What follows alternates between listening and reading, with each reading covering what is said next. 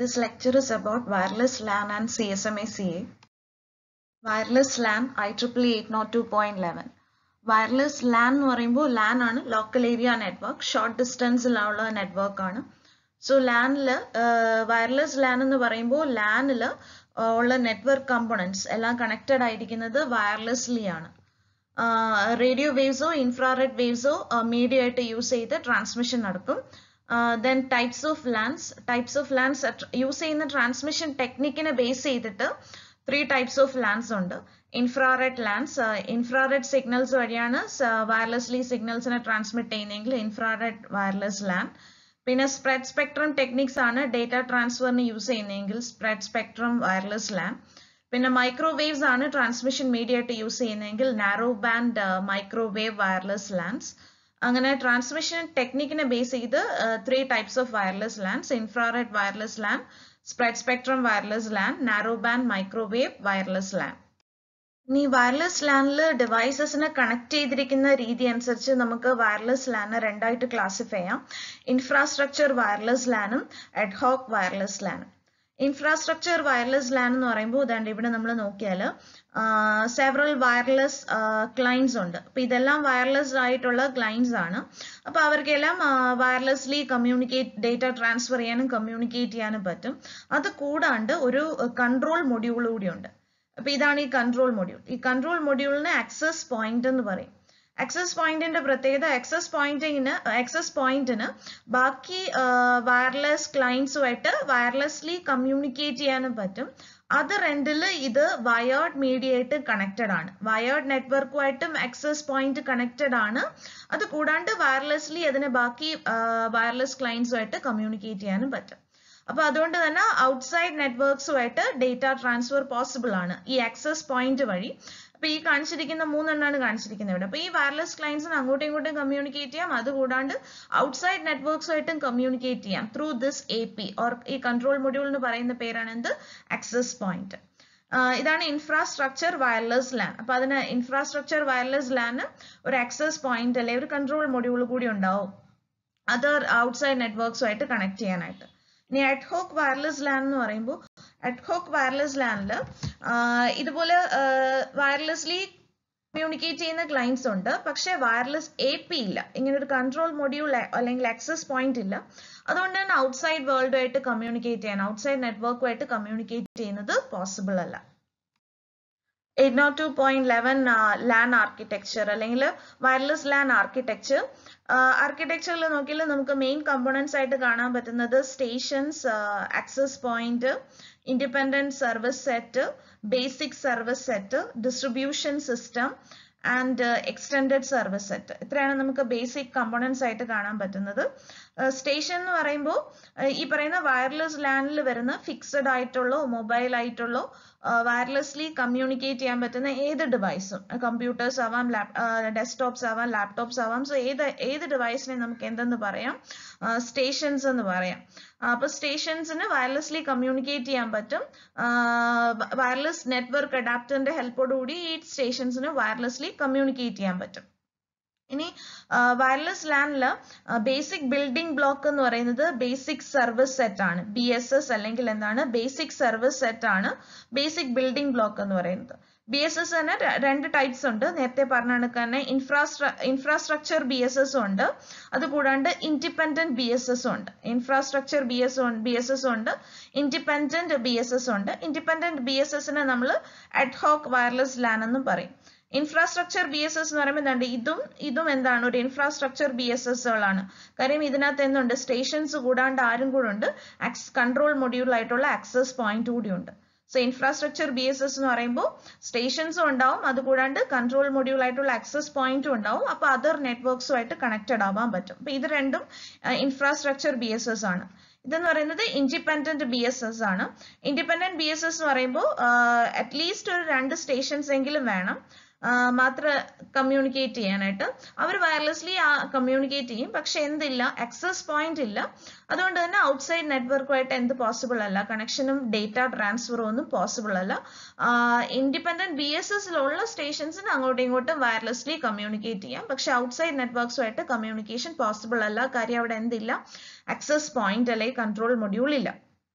ഇനി independent infrastructure B S എസിലോട്ട് വരുമ്പോൾ infrastructure B S എസിന് തന്നെ എ പിസിനെ തമ്മിൽ കണക്ട് ചെയ്ത് നമുക്ക് എന്ത് ഫോം ചെയ്യാം, ഡിസ്ട്രിബ്യൂഷൻ സിസ്റ്റം ഫോം ചെയ്യാം. പല ബി എസ് എസുകളുടെ എ പിസ് തമ്മിൽ ആക്സസ് പോയിന്റ്സ് തമ്മിൽ കണക്ട് ചെയ്ത് എന്ത് ഫോം ചെയ്യുന്നു, ഡിസ്ട്രിബ്യൂഷൻ സിസ്റ്റം ഫോം ചെയ്യുന്നു.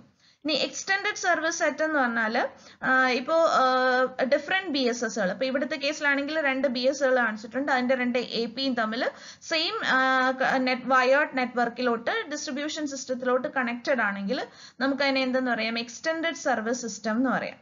ഇപ്പൊ ഇവിടെ ആണെങ്കിൽ 2 ബി എസ് എസുകൾ അവരുടെ എ പിസ് തമ്മിൽ സെയിം വയേർഡ് നെറ്റ്വർക്കിലോട്ട് ഡിസ്ട്രിബ്യൂഷൻ സിസ്റ്റത്തിലോട്ട് എന്താണ് കണക്റ്റഡ് ആണ്. സോ അപ്പൊ അതെന്ത് ഫോം ചെയ്യുന്നു, എക്സ്റ്റെൻഡഡ് സർവീസ് സെറ്റ് ഫോം ചെയ്യുന്നു എന്ന് പറയാം. സോ എന്തൊക്കെയാണ് മെയിൻ കമ്പോണൻസ്, സ്റ്റേഷൻസ് ഉണ്ട്, ആക്സസ് പോയിന്റ് ഉണ്ട്, ഇൻഡിപെൻഡൻസ് ബേസിക് സർവീസ് സെറ്റ് ഉണ്ട്, പിന്നെ ബേസിക് സർവീസ് സെറ്റ് തന്നെ ഏതൊക്കെയാ പറഞ്ഞാൽ ഇൻഫ്രാസ്ട്രക്ചർ ബേസിക് സർവീസ് സെറ്റ് ഉണ്ട്, ഇൻഡിപെൻഡന്റ് ബേസിക് സർവീസ് സെറ്റ് ഉണ്ട്, പിന്നെ ഡിഫറെന്റ് ബേസിക് സർവീസ് സെറ്റ്സിന്റെ എ പിസിനെ തമ്മിൽ കണക്ട് ചെയ്ത് ഡിസ്ട്രിബ്യൂഷൻ സിസ്റ്റം ഉണ്ട്. അങ്ങനെ ഡിഫറെന്റ് ബി എസ് എസിനെ സെയിം വയർഡ് നെറ്റ്വർക്കിലോട്ട് കണക്ട് ചെയ്തെടുക്കുകയാണെങ്കിൽ നമുക്ക് എന്ത് കിട്ടും, എക്സ്റ്റെൻഡഡ് സർവീസ് സെറ്റ് കിട്ടും. ഈ പറഞ്ഞ നമ്മൾ ആർക്കിടെക്ചറിൽ പറഞ്ഞ പോയിന്റ്സ് ആണ് ഇവിടെ എഴുതിയിരിക്കുന്നതെല്ലാം. സോ ഇത് ആർക്കിടെക്ചർ എക്സാമിന് K2 എക്സാമിന് ചോദിച്ചിട്ടുണ്ട്. Next carrier sense multiple access with collision avoidance. Wireless ലാനിന്റെ മൾട്ടിപ്പിൾ ആക്സസ് പ്രോട്ടോകോൾ ആണ് ഇത് CSMA-CA. ഇതർനെറ്റിന്റെ മൾട്ടിപ്പിൾ ആക്സസ് പ്രോട്ടോകോൾ ആയിരുന്നു CSMA-CD. അപ്പൊ ഒന്നുകിൽ CSMA-CA എന്ന് ചോദിക്കാം, അല്ലെങ്കിൽ multiple access protocol of multiple access protocol of wireless LAN എന്ന് ചോദിക്കാം. അപ്പൊ CSMA-CA CSMA-CD ചെയ്തതുപോലെ കൊളിഷൻ ഡിറ്റക്ഷൻ അല്ല ഇവിടെ ചെയ്യുന്നത്, അതിന് പകരം കൊളിഷൻ അവോയ്ഡൻസ് ആണ് ഇവിടെ ചെയ്യുന്നത്. അതിന്റെ റീസൺസ് എന്ന് പറയുന്നത്, ഫസ്റ്റ് റീസൺ, ഇപ്പൊ നമ്മൾ കൊളിഷൻസ് ഡിറ്റക്ട് ചെയ്യണമെങ്കിൽ നമ്മൾ ഡേറ്റ ട്രാൻസ്മിറ്റ് ചെയ്തുകൊണ്ടിരിക്കുന്ന ടൈമിൽ തന്നെ എവിടെയെങ്കിലും കൊളിഷൻ നടന്നിട്ടുണ്ടോ എന്ന് ഡിറ്റക്ട് ചെയ്യണം. അങ്ങനെ ചെയ്യണമെങ്കിൽ ഒരേ സമയം തന്നെ സെൻഡ് ചെയ്യാനും റിസീവ് ചെയ്യാനും, അതായത് ഡേറ്റ ട്രാൻസ്മിറ്റ് ചെയ്യാനും എവിടെയെങ്കിലും കൊളിഷൻ നടന്നിട്ടുണ്ടെങ്കിൽ അതിന്റെ സിഗ്നൽ റിസീവ് ചെയ്യാനും ഒരേ സമയം തന്നെ സെൻഡ് ചെയ്യാനും റിസീവ് ചെയ്യാനുള്ള കേപ്പബിലിറ്റി വേണം. അത് സിസ്റ്റത്തെ കൂടുതൽ കോസ്റ്റ്ലി ആക്കും. അടുത്ത സെക്കൻഡ് വൺ എന്ന് പറഞ്ഞാൽ ഹിഡൻ സ്റ്റേഷൻ പ്രോബ്ലം ആണ്. അതിവിടെ ഡയഗ്രത്തിൽ കാണിച്ചിട്ടുണ്ട്. ഇവിടെ സി ട്രാൻസ്മിറ്റ് ചെയ്തുകൊണ്ടിരിക്കുകയാണ്, മൂന്ന് പേരെ കാണിച്ചിരിക്കുന്നത് ABC. സോ ഇവിടെ സി ട്രാൻസ്മിറ്റ് ചെയ്യാണ് ടു ബിയിലോട്ട് ഡേറ്റ സി ട്രാൻസ്മിറ്റ് ചെയ്തുകൊണ്ടിരിക്കുകയാണ്. ഇവിടെ പക്ഷെ സിയുടെ റേഞ്ച് കാണിച്ചിട്ടുണ്ട്, ഈ ഒരു പെർട്ടിക്കുലർ സർക്കിളിനുള്ളിൽ വരാണ് സിയുടെ റേഞ്ച്, അതിന് പുറത്തോട്ട് സിയുടെ റേഞ്ച് ഇല്ല. അപ്പൊ ഇവിടെ എക്ക് ട്രാൻസ്മിറ്റ് ചെയ്യണം, എക്ക് എങ്ങോട്ട് ട്രാൻസ്മിറ്റ് ചെയ്യണം, ബിയിലോട്ട് ട്രാൻസ്മിറ്റ് ചെയ്യാൻ ഡേറ്റ ഉണ്ട്. സോ എക്ക് ബിയിലോട്ട് ട്രാൻസ്മിറ്റ് ചെയ്യാൻ ഡേറ്റ ഉണ്ട്, പക്ഷെ അതേസമയം തന്നെ സി ബിയിലോട്ട് ഡേറ്റ ട്രാൻസ്ഫർ ചെയ്തുകൊണ്ടിരിക്കുന്നു.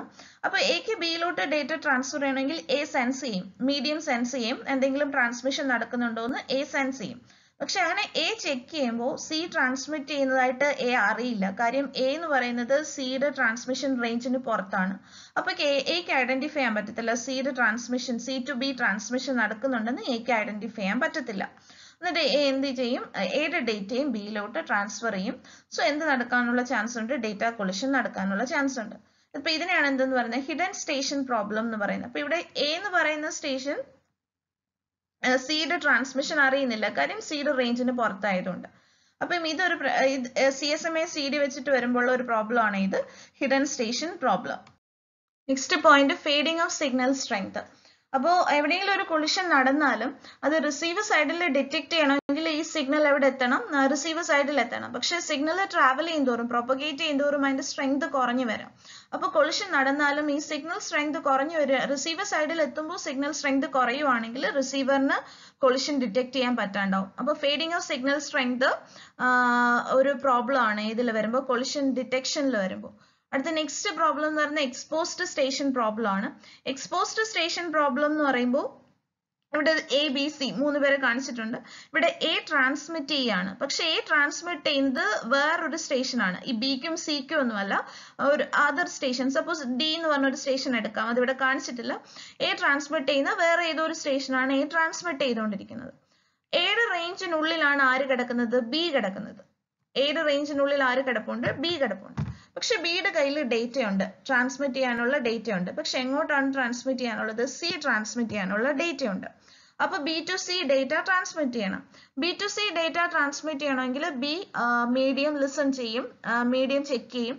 പക്ഷെ മീഡിയം ചെക്ക് ചെയ്യുമ്പോൾ എന്ത് നടക്കുന്നതായിട്ട് കാണാം? ട്രാൻസ്മിഷൻ നടക്കുന്നതായിട്ട് കാണാം. കാര്യം എയുടെ ട്രാൻസ്മിഷൻ നടക്കുന്നുണ്ട്, ആ റേഞ്ചിനുള്ളിൽ ബി ഉണ്ട്. സോ ബി ചെക്ക് ചെയ്യുമ്പോൾ എന്ത് നടക്കുന്നുണ്ട്? ട്രാൻസ്മിഷൻ നടക്കുന്നുണ്ട്. പക്ഷെ എ ട്രാൻസ്മിറ്റ് ചെയ്യുന്നത് ആർക്കാണ്? വേറൊരു ഡിവൈസ് ഡി എന്ന് പറഞ്ഞ വേറൊരു ഡിവൈസിനാണ് എ ട്രാൻസ്മിറ്റ് ചെയ്യുന്നത്. സോ ബി ചെക്ക് ചെയ്യുമ്പോൾ ട്രാൻസ്മിഷൻ നടക്കുന്നതായിട്ട് കാണാം. പക്ഷെ B to C data transmit ചെയ്യുന്നതിന് ഇവിടെ പ്രോബ്ലം ഒന്നും ഇല്ല. കാര്യം എ ട്രാൻസ്മിറ്റ് ചെയ്യുന്നത് സിയിലോട്ടല്ല, ബിയിലോട്ടല്ല. So B to C data ട്രാൻസ്മിഷന് വേറെ പ്രോബ്ലം ഒന്നും ഇല്ല. പക്ഷെ ബി ചെക്ക് ചെയ്യുമ്പോൾ അതിന്റെ റേഞ്ചിൽ എന്ത് നടക്കുന്നുണ്ട്? ഡേറ്റ ട്രാൻസ്മിഷൻ നടക്കുന്നുണ്ട്. ഇതിനാണ് എന്തെന്ന് പറയുന്നത്? എക്സ്പോസ്ഡ് സ്റ്റേഷൻ പ്രോബ്ലം എന്ന് പറയുന്നത്. അപ്പൊ hidden station problem, exposed station problem ഒക്കെ കൊളിഷൻ ഡിറ്റക്ഷൻ ടെക്നിക്കിന്റെ ഡിസഡ്വാൻറ്റേജസ് ആണ്. CSMA പ്രോട്ടോകോൾ എങ്ങനെയാണ് വർക്ക് ചെയ്യുന്നത്? CSMA എന്ന് പറയുമ്പോൾ കരിയർ സെൻസ് മൾട്ടിപ്പിൾ ആക്സസ്. അതുകൊണ്ട് തന്നെ ഫസ്റ്റ് ഡേറ്റ ട്രാൻസ്മിഷന് മുന്നേ സ്റ്റേഷൻ എന്ത് ചെക്ക് ചെയ്യണം? Whether the medium is busy or idle, busy ആണോ ഐഡിൽ ആണോ എന്ന് ചെക്ക് ചെയ്യണം. വേറെ ഏതെങ്കിലും സ്റ്റേഷൻ ട്രാൻസ്മിറ്റ് ചെയ്യുന്നതിന്റെ സിഗ്നൽ എനർജി റിസീവ് ചെയ്യുന്നുണ്ടോ എന്ന് ചെക്ക് ചെയ്യണം. ഇനി സ്റ്റേഷൻ ചെക്ക് ചെയ്യുമ്പോഴത്തേക്ക് മീഡിയം ഐഡിൽ ആണെന്ന് കണ്ടാൽ, വേറെ ട്രാൻസ്മിഷൻ ഒന്നും നടക്കുന്നില്ല എന്ന് കണ്ടാൽ ഉടനെ ഡേറ്റ ട്രാൻസ്ഫർ ചെയ്യില്ല. ഒരു കുറച്ച് എമൗണ്ട് ഓഫ് ടൈം കൂടി വെയിറ്റ് ചെയ്യും. ആ ടൈം കഴിഞ്ഞിട്ടും ഐഡിൽ ആണെങ്കിൽ മാത്രമേ ഡേറ്റ ട്രാൻസ്ഫർ ചെയ്യുള്ളൂ. ആ വെയിറ്റ് ചെയ്യുന്ന ടൈമിനെയാണ് എന്തെന്ന് പറയുന്നത്? Distributed Inter frame space, DIFS എന്ന് പറയുന്നത്. അപ്പോൾ ചാനൽ ഫ്രീ ആണോ എന്ന് ചെക്ക് ചെയ്യും. ഫ്രീ ആണെന്ന് കണ്ടു കഴിഞ്ഞാൽ കുറച്ച് സമയം കൂടെ വെയിറ്റ് ചെയ്യും. ആ വെയിറ്റ് ചെയ്യുന്ന സമയത്തിന് എന്തെന്ന് പറയും? DIFS എന്ന് പറയും. അത് കഴിഞ്ഞിട്ട് സെന്റർ എന്ത് ചെയ്യുന്നു? ഡേറ്റ ഫ്രെയിംസിനെ സെൻഡ് ചെയ്യുന്നു. ഇനി റിസീവിംഗ് സൈഡിൽ ഈ ഫ്രെയിംസിനെ കറക്റ്റ് ആയിട്ട് റിസീവ് ചെയ്ത് കഴിഞ്ഞാൽ തിരിച്ച് എന്ത് സെൻഡ് ചെയ്യണം? അക്നോളജ്മെന്റ് സെൻഡ് ചെയ്യണം. അങ്ങനെ അക്നോളജ്മെന്റ് ഫ്രെയിം സെൻഡ് ചെയ്യുമ്പോഴും എന്ത് ചെക്ക് ചെയ്യണം? മീഡിയം ഫ്രീ ആണോ എന്ന് ചെക്ക് ചെയ്യണം. അങ്ങനെ മീഡിയം ഫ്രീ ആണെന്ന് കണ്ടാലും അവിടെയും അക്നോളജ്മെന്റ് ഉടനെ അയക്കില്ല. ഒരു ഷോർട്ട് പീരീഡ് ഓഫ് ടൈം അത് വെയിറ്റ് ചെയ്യും.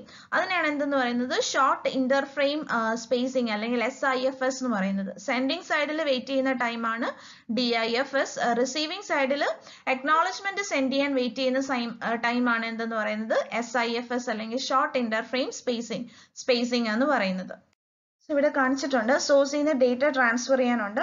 അപ്പോൾ ഡയറക്റ്റ് ഡേറ്റ ട്രാൻസ്ഫർ ചെയ്യുന്നതിന് മുന്നേ മീഡിയത്തിനെ ചെക്ക് ചെയ്യുന്നു. മീഡിയം ഐഡിയൽ ആണെന്ന് കണ്ടാലും കുറച്ച് എമൗണ്ട് ഓഫ് ടൈം വെയിറ്റ് ചെയ്യുന്നു. അതാണ് DIFS എന്ന് പറയുന്നത്. അത് കഴിഞ്ഞിട്ട് ഉടനെ ഡേറ്റ സെൻഡ് ചെയ്യല്ല ചെയ്യുന്നത്. ഡേറ്റ ഫ്രെയിംസിന് പകരം ആദ്യം ഒരു RTS ഫ്രെയിം സെൻഡ് ചെയ്യും. റെഡി ടു സെൻഡ് എന്ന് പറഞ്ഞിട്ടുള്ള ഒരു RTS ഫ്രെയിം ആണ് സെൻഡ് ചെയ്യുക. ഈ RTS ഫ്രെയിമിനുള്ളിൽ കുറച്ച് ഡീറ്റെയിൽസ് ഉണ്ടാവും. അതായത് മൊത്തം ഡേറ്റ സെൻഡ് ചെയ്യാൻ എടുക്കുന്ന സമയം, അതുകൂടാണ്ട് ഡേറ്റ സെൻഡ് ചെയ്ത് കഴിയുമ്പോൾ റിസീവർ സൈഡിൽ നിന്ന് തിരിച്ച് അക്നോളജ്മെന്റ് സെൻഡ് ചെയ്യണം. സോ ഈ ഡേറ്റ ട്രാൻസ്മിഷനും അക്നോളജ്മെന്റ് ട്രാൻസ്മിഷനും ഒക്കെ ആയിട്ട് എടുക്കുന്ന മൊത്തം ഡ്യൂറേഷൻ, എത്ര ഡ്യൂറേഷൻ എടുക്കും, എത്ര സമയം എടുക്കും എന്നുള്ള ഡീറ്റെയിൽസ് എവിടെ കാണും? RTSൽ കാണും. അപ്പൊ RTSൽ ഡ്യൂറേഷൻ കാണും. എന്തിന്റെ ഡ്യൂറേഷൻ? ഡേറ്റ ട്രാൻസ്മിഷന്റെയും തിരിച്ചു വരുന്ന അക്നോളജ്മെന്റ് ഡേറ്റ ട്രാൻസ്മിഷന്റെ ഒക്കെ മൊത്തം ഡ്യൂറേഷൻ എവിടെ കാണും? RTS ഫ്രെയിമിന്റെ ഉള്ളിൽ കാണും. ഇനി RTS ഫ്രെയിം എവിടെ എത്താണ്? ഡെസ്റ്റിനേഷനിൽ എത്താണ്. RTS ഫ്രെയിം ഡെസ്റ്റിനേഷനിൽ എത്തിക്കഴിഞ്ഞാൽ തിരിച്ച് അത് സെൻഡ് ചെയ്യുന്നത് clear to send frame send ചെയ്യും. ഡേറ്റ സെൻഡ് ചെയ്യാനുള്ള clear to send frame send ചെയ്യും. അതും RTS ഫ്രെയിം കിട്ടിയ ഉടൻ സെൻഡ് ചെയ്യില്ല. ഒരു SIFS amount of time wait ചെയ്തിട്ടാണ് എന്ത് ചെയ്യുക? CTS ഫ്രെയിം സെൻഡ് ചെയ്യുക. അപ്പൊ RTS ഫ്രെയിമിലും CTS ഫ്രെയിമിലും എന്തുണ്ടാവും? ഈ പറയുന്ന ഡ്യൂറേഷൻ കാണും. കംപ്ലീറ്റ് ഡേറ്റ ട്രാൻസ്മിഷൻ എടുക്കുന്ന ഡ്യൂറേഷൻ RTS ഫ്രെയിമിലും കാണും, CTS ഫ്രെയിമിലും കാണും. അപ്പൊ തിരിച്ച് CTS ഫ്രെയിം കിട്ടുന്നു. CTS ഫ്രെയിം കിട്ടിയാലും SIFS amount of time wait ചെയ്ത് ഐഡിയൽ ആണെന്ന് കണ്ടാലേ എന്ത് സെൻഡ് ചെയ്യുന്നുള്ളൂ? ഡേറ്റ സെൻഡ് ചെയ്യുന്നുള്ളൂ. പിന്നെ ഒറിജിനൽ ഡേറ്റ ഫ്രെയിംസ് സെൻഡ് ചെയ്യുന്നു. സോ ഫ്രെയിംസ് എല്ലാം കംപ്ലീറ്റ്ലി റിസീവർ സൈഡിൽ റിസീവ് ആയി കഴിഞ്ഞാൽ പിന്നീട് റിസീവർ എന്ത് സെൻഡ് ചെയ്യണം? അക്നോളജ്മെന്റ് സെൻഡ് ചെയ്യണം. ആ അക്നോളജ്മെന്റും എന്ത് SIFS amount of time wait ചെയ്ത് മീഡിയം ഐഡിയൽ ആണെന്ന് കാണുന്നത് വരെ SIFS amount of time wait ചെയ്തിട്ടാണ് തിരിച്ച് എന്ത് സെൻഡ് ചെയ്യുന്നത്? അക്നോളജ്മെന്റ് സെൻഡ് ചെയ്യുന്നത്. ഇനി RTS CTS ഫ്രെയിംസ് എന്തിനാ യൂസ് ചെയ്യുന്നതെന്ന് വെച്ചാൽ, ഇപ്പൊ RTS ഫ്രെയിമിലായാലും CTS ഫ്രെയിമിലായാലും ഈ പറയുന്ന രണ്ട് ഡിവൈസസ് തമ്മിലുള്ള ഡേറ്റ ട്രാൻസ്മിഷൻ എടുക്കുന്ന ടൈം കംപ്ലീറ്റ് ഡ്യൂറേഷൻ ഉണ്ട്. CTSലുണ്ട്, RTSലുണ്ട്. അപ്പൊ RTS ഫ്രെയിം ആകുമ്പോൾ സോഴ്സിന് അടുത്തുള്ള ബാക്കി സ്റ്റേഷൻസിനും, CTS ഫ്രെയിം കാണുമ്പോൾ ഡെസ്റ്റിനേഷൻ അടുത്തുള്ള ബാക്കി സ്റ്റേഷൻസിനും, ബാക്കി നിയർ ബൈ സ്റ്റേഷൻസ്, ഈ രണ്ട് ഡിവൈസസിനടുത്തുള്ള ബാക്കി നിയർ ബൈ സ്റ്റേഷൻസിനെല്ലാം RTS ഫ്രെയിമും CTS ഫ്രെയിമും കാണാൻ പറ്റും. സോ അതിൽ നിന്ന് അവർക്ക് എന്ത് ഐഡന്റിഫൈ ചെയ്യാൻ പറ്റും?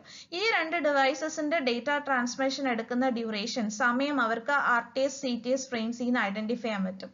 അത് വെച്ചിട്ട് അവരുടെ ഒരു നെറ്റ്വർക്ക് അലൊക്കേഷൻ വെക്ടർ NAV എന്ന് പറഞ്ഞാൽ നെറ്റ്വർക്ക് അലൊക്കേഷൻ വെക്ടർ. ആ NAV-യിൽ ഈ പറയുന്ന ഡ്യൂറേഷൻ അവർ മാർക്ക് ചെയ്ത് വെക്കും. സോ ആ പറയുന്ന ഡ്യൂറേഷനിൽ ബാക്കി നിയർ ബൈ സ്റ്റേഷൻസ്, ഈ 2 സ്റ്റേഷൻസ് ട്രാൻസ്മിറ്റ് ചെയ്യുന്ന ഡ്യൂറേഷൻ അവർക്ക് കിട്ടി. അപ്പൊ ആ ഒരു ടൈം പീരീഡ് ബാക്കി സ്റ്റേഷൻസ് ഒന്നും എന്ത് ചെയ്യില്ല, അവരുടെ ഡേറ്റ ട്രാൻസ്മിഷന് വേണ്ടിയിട്ട് ട്രൈ ചെയ്യില്ല. നെക്സ്റ്റ് 802.11 ഫ്രെയിം ഫോർമാറ്റ് ആണ്, വയർലെസ് ലാനിന്റെ ഫ്രെയിം ഫോർമാറ്റ്. അപ്പൊ ഇവിടെ ആണെങ്കിൽ മൊത്തം 9 ഫീൽഡ് കാണിച്ചിട്ടുണ്ട്. Frame controller, duration, address 1, address 2, address 3, sequence controller, address 4, network data, original data, പിന്നെ FCS. ഇതിൽ first field frame control field, അതിന് തന്നെ എന്തുണ്ട് 11 സബ് ഫീൽഡ്സ് കാണിച്ചിട്ടുണ്ട്. എല്ലാത്തിന്റെയും എത്ര ബിറ്റ്സ് ആണ് യൂസ് ചെയ്യുന്നത് എന്നുള്ളതും കാണിച്ചിട്ടുണ്ട്. പിന്നെ 802.11 ഡിഫറെന്റ് ക്ലാസ്സസ് ഓഫ് ഫ്രെയിംസ് ഉണ്ട്. ഡേറ്റ ഫ്രെയിംസ് ഉണ്ട്, കൺട്രോൾ ഫ്രെയിംസ് ഉണ്ട്, മാനേജ്മെന്റ് ഫ്രെയിംസ് ഉണ്ട്. ഇനി ഓരോ ഫീൽഡ് നമുക്ക് നോക്കാം. സോ ഡിഫറെന്റ് ഫീൽഡ്സിൽ first field frame control field ആണ്. അതിനെ തന്നെ 11 സബ് ഫീൽഡ്സ് ഉണ്ടെന്ന് പറഞ്ഞു. അപ്പൊ ആ സബ് ഫീൽഡ്സ് ആദ്യം നോക്കാം. ഫസ്റ്റ് പ്രോട്ടോകോൾ വേർഷൻ 802.11 സ്റ്റാൻഡേർഡിന്റെ ഏത് വേർഷൻ ആണെന്ന് ഇൻഡിക്കേറ്റ് ചെയ്യാനാണ് ഏത് ഫീൽഡ് യൂസ് ചെയ്യുന്നത്, പ്രോട്ടോകോൾ വേർഷൻ യൂസ് ചെയ്യുന്നത്.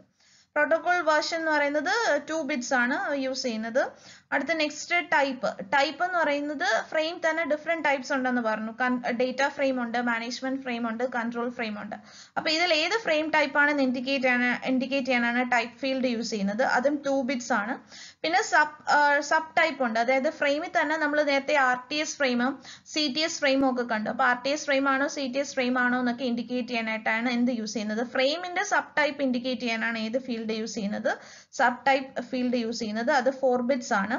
പിന്നെ 2DS, അതായത് ഒരു ഫ്രെയിം ഡിസ്ട്രിബ്യൂഷൻ സിസ്റ്റത്തിലോട്ടാണ് പോകുന്നതെങ്കിൽ 2DS ബിറ്റിന് എന്ത് ചെയ്യും, സെറ്റ് ടു 1, അതിനെ 1 ആയിട്ട് സെറ്റ് ചെയ്യും. കാര്യം ഇതെല്ലാം ബാക്കി ഇനി കൊടുത്തിരിക്കുന്ന എല്ലാം എന്താണ്, 1 ബിറ്റ് ആണ്. 2DS ഫ്രം DS ഇതെല്ലാം 1 ബിറ്റ് ആണ്. അപ്പൊ ഡിസ്ട്രിബ്യൂഷൻ സിസ്റ്റത്തിലോട്ടാണ് ഫ്രെയിം പോകുന്നതെങ്കിൽ ഈ പറയുന്ന 2DS ബിറ്റിന് എന്ത് ചെയ്യും, 1 ആയിട്ട് സെറ്റ് ചെയ്യും. ഇനി ഡിസ്ട്രിബ്യൂഷൻ സിസ്റ്റത്തിൽ നിന്നാണ് വരുന്നതെങ്കിൽ ഫ്രം DS ബിറ്റിന് എന്ത് ചെയ്യും, സെറ്റ് ടു 1, അതും 1 ബിറ്റ് ആണ്. ആ ബിറ്റിന് എന്ത് ചെയ്യും, 1 ആയിട്ട് സെറ്റ് ചെയ്യും ഡിസ്ട്രിബ്യൂഷൻ സിസ്റ്റത്തിൽ നിന്നാണ് വരുന്നതെങ്കിൽ. ഇനി മോർ ഫ്രാഗ്മെന്റ്സ്, ഡേറ്റ സൈസ് കൂടുതലാണെങ്കിൽ അതിനെ എന്ത് ചെയ്യും, നമ്മൾ ഫ്രാഗ്മെന്റ് ചെയ്ത് ഡിഫറെന്റ് ഫ്രെയിംസ് ആക്കി മാറ്റും. അങ്ങനെ മോർ ഫ്രാഗ്മെന്റ്സ് ഇനിയും വരാനുണ്ടെങ്കിൽ, ഫോളോ ചെയ്ത് മോർ ഫ്രാഗ്മെന്റ്സ് വരാനുണ്ടെങ്കിൽ നമ്മൾ എന്ത് ചെയ്യും, മോർ ഫ്രാഗ്മെന്റ് ബിറ്റിനെ എന്ത് ചെയ്തിരിക്കും, സെറ്റ് ടു 1, അതിനെ 1 ആയിട്ട് സെറ്റ് ചെയ്യും, ഇല്ലെങ്കിൽ 0. ഇനി ഫ്രെയിം റീട്രാൻസ്മിഷൻ ആണെങ്കിൽ, ഏതെങ്കിലും ഫെയിൽ ആയിട്ടുണ്ടെങ്കിൽ നമ്മൾ ആ ഫ്രെയിമിനെ വീണ്ടും റീട്രാൻസ്മിറ്റ് ചെയ്യും. അപ്പൊ റീട്രാൻസ്മിറ്റ് ചെയ്യുന്ന ഫ്രെയിം നേരത്തെ സെൻഡ് ചെയ്തിട്ടുണ്ട്, അത് ഫെയിൽ ആയി. സോ ഇപ്പൊ സെൻഡ് ചെയ്യുന്ന ഫ്രെയിം എന്ന് പറയുന്നത് റീട്രാൻസ്മിറ്റിംഗ് ആണെന്ന് കാണിക്കാൻ വേണ്ടിയിട്ട് റീട്രൈ എന്ന് പറഞ്ഞൊരു ബിറ്റ് ഉണ്ട്. ആ ബിറ്റിന് എന്ത് ചെയ്യും, സെറ്റ് ടു 1. അപ്പൊ റീട്രൈ ബിറ്റ് 1 ആണെങ്കിൽ മീനിങ് എന്താണ്, റീട്രാൻസ്മിഷൻ ആണ്. അത് 0 ആണെങ്കിൽ എന്താണ് മീനിങ്, റീട്രാൻസ്മിഷൻ അല്ല. ഈ പവർ മാനേജ്മെന്റ് ഉണ്ട്. പവർ മാനേജ്മെന്റ് ബിറ്റ് എന്ന് പറയുന്നത് 1 ആണെങ്കിൽ പവർ സേവ് മോഡിലായിരിക്കും. പവർ മാനേജ്മെന്റ് ബിറ്റ് 0 ആണെങ്കിൽ അത് ആക്റ്റീവ് മോഡിലായിരിക്കും. അടുത്ത next more data. More data എന്ന് പറയുന്നത് സെന്ററിന് കൂടുതൽ ഫ്രെയിംസ് സെൻഡ് ചെയ്യാനുണ്ടെങ്കിൽ, അപ്പോൾ ഒരു ഫ്രെയിമിന് തന്നെ ഡിഫറെന്റ് ഫ്രാഗ്മെന്റ്സ് അല്ലാണ്ട് കൂടുതൽ ഫ്രെയിംസ് ഇനി സെൻഡ് ചെയ്യാനുണ്ടെങ്കിൽ അത് ഇൻഡിക്കേറ്റ് ചെയ്യാൻ വേണ്ടിയിട്ടാണ് എന്ത് ചെയ്യുന്നത്, മോർ ഡേറ്റ ബിറ്റിനെ 1 ആക്കി വിടുന്നത്. സോ ഈ മോർ ഡേറ്റ ബിറ്റ് 1 എന്നുണ്ടെങ്കിൽ റിസീവറിന് എന്ത് ഐഡന്റിഫൈ ചെയ്യാം, ഇനിയും സെന്ററിന് കൂടുതൽ ഫ്രെയിംസിന് സെൻഡ് ചെയ്യാനുണ്ട്. മോർ ഡേറ്റ ബിറ്റ് 0 ആണെങ്കിൽ റിസീവറിന് എന്ത് ഐഡന്റിഫൈ ചെയ്യാം, ഇനി സെന്റർ സൈഡിൽ നിന്ന് ഫ്രെയിംസ് ഒന്നും സെൻഡ് ചെയ്യാനില്ല. ഇനി WEP എന്ന് പറയുന്നത് നമ്മൾ സെൻഡ് ചെയ്യുന്ന ഫ്രെയിമിലുള്ള ഒറിജിനൽ ഡേറ്റ അതുപോലെ വേണമെങ്കിൽ സെൻഡ് ചെയ്യാം, അല്ലെങ്കിൽ ഒറിജിനൽ ഡേറ്റനെ എൻക്രിപ്റ്റ് ചെയ്തിട്ട് സെൻഡ് ചെയ്യാം. Wired equivalent privacy algorithm use ചെയ്തിട്ട് ഫ്രെയിമിലുള്ള ഒറിജിനൽ ഡേറ്റനെ എൻക്രിപ്റ്റ് ചെയ്തിട്ട് സെൻഡ് ചെയ്യാം. അങ്ങനെ എൻക്രിപ്റ്റ് ചെയ്തിട്ടാണ് സെൻഡ് ചെയ്യുന്നതെങ്കിൽ ഈ WEP എന്ന് പറയുന്നത് ബിറ്റ് എന്ന് പറയുന്നത് 1 ആയിരിക്കും. ആ ബിറ്റ് 1 അല്ലെങ്കിൽ മീനിങ് എന്താണ്, ഒറിജിനൽ ഡേറ്റനെ എൻക്രിപ്റ്റ് ചെയ്തിട്ടില്ല. ഇനി ഓർഡർ ബിറ്റ് എന്ന് പറയുന്നത് വരുന്ന റിസീവർ റിസീവ് ചെയ്യുന്ന ഫ്രെയിംസിനെ ആ വരുന്ന ഓർഡറിൽ തന്നെ പ്രോസസ് ചെയ്യണമെന്ന് നിർബന്ധം ഉണ്ടെങ്കിൽ ഓർഡർ ബിറ്റ് എന്തായിരിക്കും, ഓർഡർ ബിറ്റ് 1 ആയിരിക്കും. അപ്പൊ ഈ ഓർഡർ എന്ന് പറയുന്ന ഇവിടം വരെയുള്ള ഇത്രയും ഫീൽഡ്സ് എന്ന് പറയുന്നത് സബ് ഫീൽഡ്സ് ആണ്. ആരുടെ, ഫ്രെയിം കൺട്രോൾ ഫീൽഡിന്റെ സബ് ഫീൽഡ്സ് ആണ് ഇത്രയും പറഞ്ഞത്. ഇനി ബാക്കി ഫീൽഡ്സ് നോക്കാം. ഡ്യൂറേഷൻ എന്ന് പറയുന്നത് നമ്മൾ നേരത്തെ പറഞ്ഞു, ടോട്ടൽ ഫ്രെയിംസിന്റെ ഒറിജിനൽ ഡേറ്റ ട്രാൻസ്മിഷന്റെയും അക്നോളജ്മെന്റ് ട്രാൻസ്മിഷന്റെയും ഒക്കെ മൊത്തം ടൈം ആണ്, എത്ര ടൈം എടുക്കുന്നു എന്നുള്ളതാണ് ഇത് ഡ്യൂറേഷൻ ഫീൽഡിൽ കാണിക്കുക. അത് 2 ബൈറ്റ്സ് ഫീൽഡ് ആണ്. അപ്പൊ ഈ ഡ്യൂറേഷൻ ഫീൽഡ് നോക്കിയിട്ട് ബാക്കിയുള്ള ബാക്കിയുള്ള സ്റ്റേഷൻസിന് അവരുടെ നെറ്റ്വർക്ക് അലൊക്കേഷൻ വെക്ടറിനെ മാനേജ് ചെയ്യാം. സോ അത്രയും സമയത്തേക്ക് അവരൊന്നും എന്ത് സെൻഡ് ചെയ്യില്ല, ഡേറ്റ ട്രാൻസ്മിഷന് വേണ്ടിയിട്ട് ട്രൈ ചെയ്യില്ല. The next address fields, 4 addresses, frame header il namukku 4 addresses കാണാൻ പറ്റും. address 1, address 2, address 3, address 4 എന്ന് പറഞ്ഞിട്ട്. address 1 എന്ന് പറയുന്ന ultimate destination, finally data എത്തേണ്ട ultimate destination address ആണ് ഇത് address 1.